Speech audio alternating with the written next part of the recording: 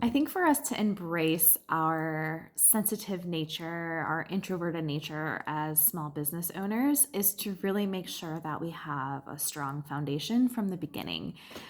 I was 27 years old when I started my first brick and mortar business, and it was so exciting yet so daunting all in the same.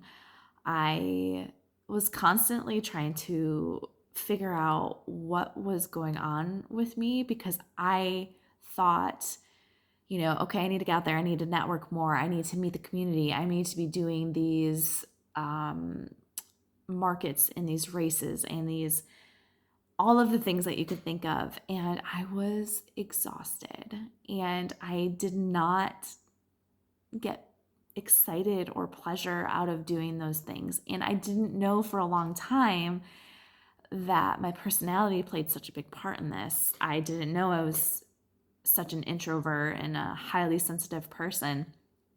And once I figured that out, I really started to make changes that felt right for me, that felt authentic to me. So when I was working with other mentors or business coaches, a lot of them at the time and still do push for these very aggressive tactics. And you really need to sit with the kind of personality you have and know, okay, I know for sure this is not going to work for me. This doesn't feel right. Or you try it and it just was not your thing. And that's okay. I think that we need to understand that it's okay if a certain strategy or tactic isn't feeling good for you. So as the years went by, I tapped into that highly sensitive personality I had and tried to embrace it more. And that's so important, is embracing your sensitivities, embracing your kind of personality, because your patients, your clients, they want to see that. They know when you're putting on an act. They know when you're trying to make a sale. They know if you're trying to push a hard or long, extensive care plan. They see past that and they want to see you. They want to see the authenticity of that. They want to be able to trust you. And I think as introverts and highly sensitive people, we are awesome at this kind of thing. We are able to be empathetic and understand what is going on with them on a deeper level, and also not be so consumed with the sale. I knew from the beginning that I was not in it for the money.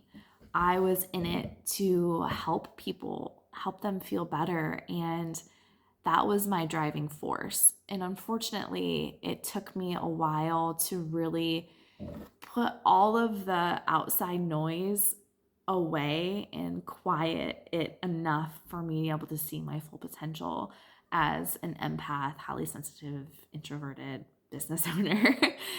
uh, and also making sure that I had those foundations in place from the very beginning. So although was working with companies and working with mentors and coaches and all that, each one of them had their own system.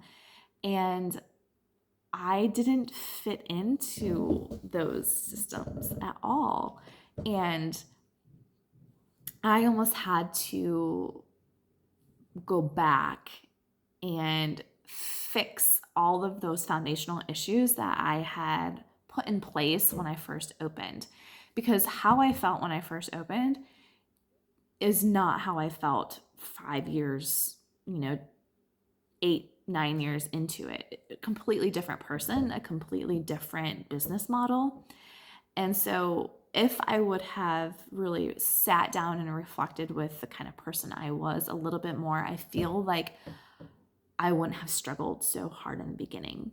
So before you even get into major networking, you get into figuring out like your marketing strategies, sit down with your foundations. I know it might seem, well, boring, and it might seem like, well, this isn't bringing me in any money, but you have to put that aside because once you do start bringing in the money and you don't have those foundational skills set in place, everything is going to feel off for a very long time. So what I mean by foundational skills is get your core values in place. What's your mission statement? What is your niche? It's great to have a niche. So in the very beginning, don't feel like you have to see everyone under the sun because you need that money. You have to kind of take that mindset away, because then you can start bringing in those ideal patients, ideal clients that you just love working with. And that's okay too. We want to help and heal everyone, but we can't. And so we have to focus on who those people are that are going to be willing, for one, to heal with us, and two, that we have the energy and capabilities to be able to continue with that patient and continue with that client.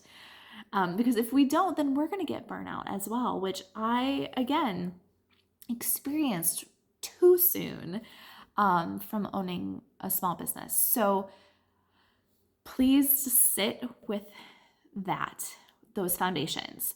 What do I need to do on a daily basis? What do I need to do on a weekly basis, on a monthly basis? What systems do I already have in place that I know need tweaking? What are some things that I've been putting off to the side and really have not wanted to do? Those are probably the ones that you really need to focus on right now.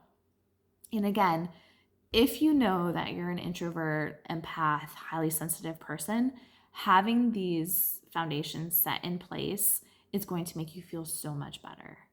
I felt like a weight was lifted off of my shoulders once I really figured out what kind of business model I even wanted to have. Because again, when you quiet the noise all around you and forget about all those external sounds and opinions that are coming through and what you're seeing online and what you're reading and all of those things, you're able to really tap into the kind of person you are, the kind of personality you have, and the kind of business model, the structure you want to put into place. And you're not scrapping for just anything in the very beginning. So foundations are key. They're not fun all the time. They're not super exciting, but the more you have that in place, the much better off you are going to be. So let's embrace being an introvert, a highly sensitive person, an empath, because we are so awesome. We are a light that a lot of people need right now. And we need to make sure that we have all that structure set into place so that we can really focus on those people that need us. Yay, you're doing so great. Keep it up.